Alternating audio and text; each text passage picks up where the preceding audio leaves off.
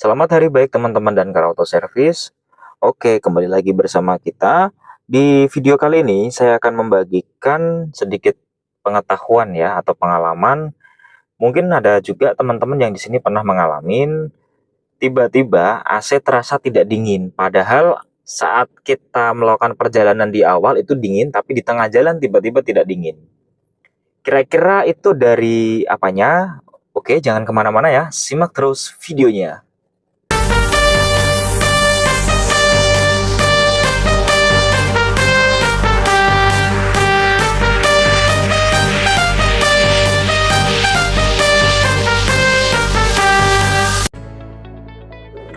Oke, kebetulan yang saya alamin barusan adalah untuk unit Daihatsu Sigra ya teman-teman. Jadi menurut saya keilmuan ini atau pengetahuan ini berlaku secara universal di nyaris semua merek mobil. Jadi tadi yang saya alamin adalah setelah saya keluar dari bengkel itu AC masih normal, masih dingin-dingin aja. AC masih normal, masih dingin. Sekitar 2 km itu tiba-tiba ruang kabin terasa hangat ya. Ya walaupun nggak sehangat pelukan si dia, cuma tetap aja bikin gerah atau bikin kemeringat yang ada di dalam. Terus saya coba keluar untuk memastikan apakah kipas radiatornya berputar atau enggak, apakah magnet platnya berputar atau enggak. Ternyata hasilnya, ini adalah kode untuk tim saya membantu untuk membukakan kap mesin ya teman-teman. Nah, jadi setelah saya cek untuk motor fan berputar dengan normal ya, motor fan-nya berputar dengan normal dan kencang. Terus untuk magnet platnya, nah kelihatan ya teman-teman di kamera ya, magnet plat. Nanti coba saya kasih marking untuk magnet platnya. Nah, magnet platnya juga berputar normal. Cuman yang terjadi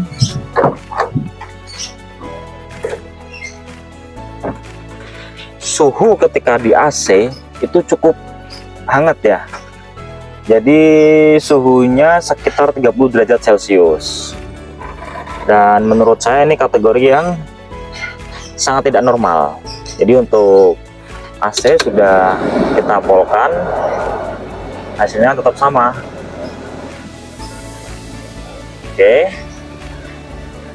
emang berapa sih normalnya atau paling nggak standarnya lah ya rata-ratanya? Oke, kita coba cari mobil yang sekelas lah ya untuk perbandingan. Ini kita matikan dulu teman-teman.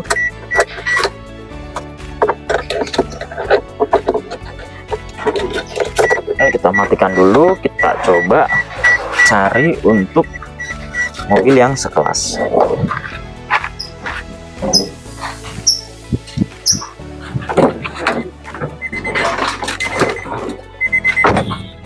Oke, kali ini yang akan kita pakai untuk perbandingan adalah unit Honda Brio.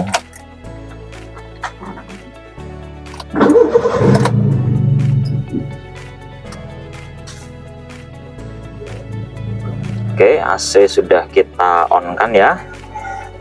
Sudah kita on kan. Nanti kita tunggu aja berapa suhu yang layak lah untuk AC itu bisa kita kategorikan sejuk atau dingin. Nah ini begitu AC nyala suhu terus turun. Kalau untuk unit Sigra yang tadi itu padahal sejak pertama kali kita take video AC sudah saya nyalakan.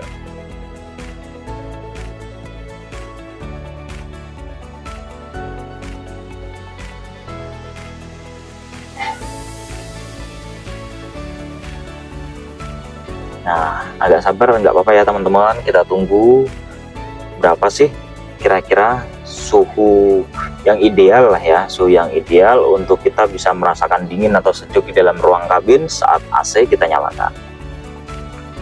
Nah, kalau untuk unit Daihatsu Sigra tadi itu di kisaran 30 derajat Celcius. Nah, ini berapa ini untuk Brio? Dia suhunya terus turun. Untuk perbandingannya memang saya gunakan yang mungkin bisa kita bilang sekelas ya teman-teman, sama-sama LCGC atau LCGC.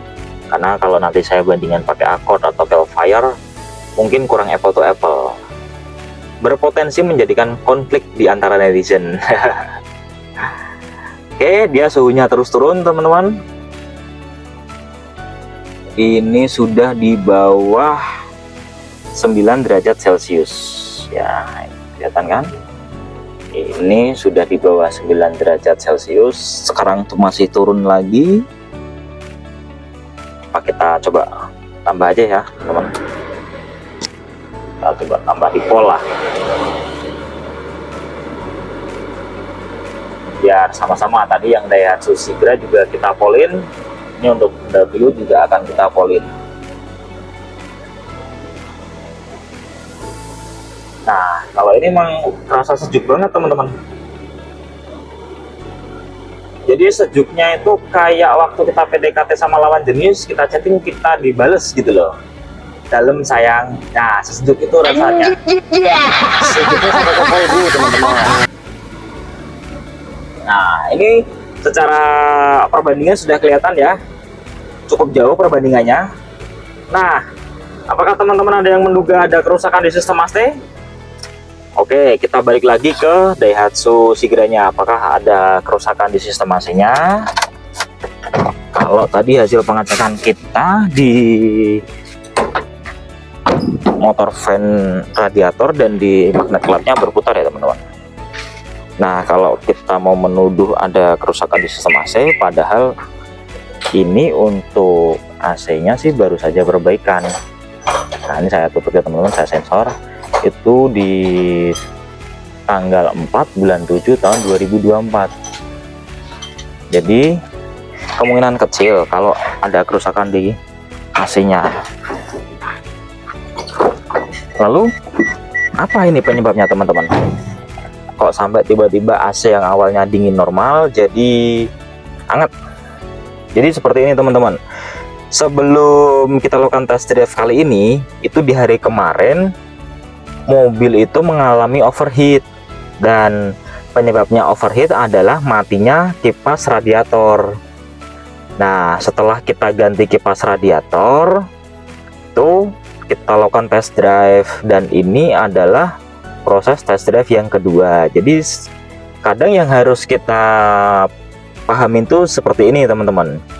Saat unit kita itu mengalami overheat, itu kan kita akan mencari sumber overheatnya dari mana. Kalau sudah kita temukan, kan kita selesaikan penyebab overheatnya itu apa. Misalkan untuk kasus ini penyebab overheatnya adalah motor fan yang mati. Nah, setelah kita ganti motor fan-nya, itu nanti masih ada beberapa kemungkinan. Yang pertama, memang dari motor fan yang mati itu belum memberikan efek samping atau efek domino kepada kendaraan. Tapi bisa saja dari kejadian overheat itu sudah memberikan efek samping atau efek domino bagi kendaraan. Untuk efek samping atau efek domino sendiri itu sebenarnya ada dua teman-teman. Ada efek samping atau efek domino yang langsung ketahuan tidak lama setelah kejadian overheat terjadi, dan ada juga efek samping atau efek domino yang baru ketahuan di waktu yang unpredictable. Karena saya pernah mengalami kasus dari kejadian overheat itu, saya perbaiki cooling sistemnya, ternyata 6 bulan kemudian mobil baru memberikan gejala-gejala yang harus membuat kita untuk melakukan proses turun mesin. Walaupun itu turun mesin setengah ya teman-teman, atau overhaul cylinder head namanya. Oke, jadi di kasus ini pun sama. Setelah kita ganti motor fan, terus kita lakukan proses pengujian.